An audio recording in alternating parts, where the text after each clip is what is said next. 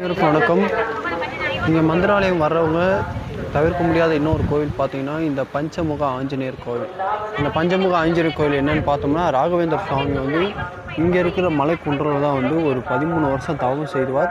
அப்படி தவம் செய்கிறது யாருக்காண்டி பார்த்தா ராமருக்காண்டியும் அவருடைய சிஷ்யர் அனுமரை நினச்சும் தவம் செய்வார். அப்படி இருக்கும்போது அனுமர் வந்து அவருக்கு 5 முகமாக காட்சி கொடுப்பார். அந்த 5 முகம் யாருன்னு பார்த்தீங்கன்னா கருடர், அதுக்கப்புறம் பார்த்தீங்கன்னா வராக ரூபம், நரசிம்ம ரூபம், ஹயக்கிரீவர், அப்புறம் அனுமனுடைய முகம்.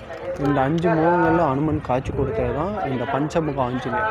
எல்லோரும் பஞ்சமுக ஆஞ்சநேயர் கேள்விப்பட்டிருப்பீங்க. பட் இதுதான் வந்து அந்த கோவில். இது எங்கே இருக்குன்னா மந்திராலயத்தில் இருக்குது. பட் இந்த கோவில் இருக்கிற லொக்கேஷன் பார்த்தீங்கன்னா கர்நாடகா மாவட்டத்தில் வரும்.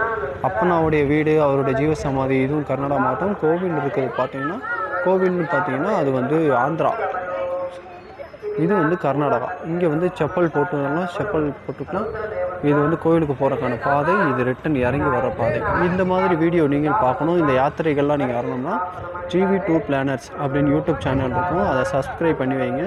அதில் உங்களுக்கான தகவல் எல்லாமே இருக்கும். மீண்டும் அடுத்த ஒரு வீடியோ பார்க்கணும்னா நம்ம சேனலை லைக் பண்ணி வைங்க. பாய்.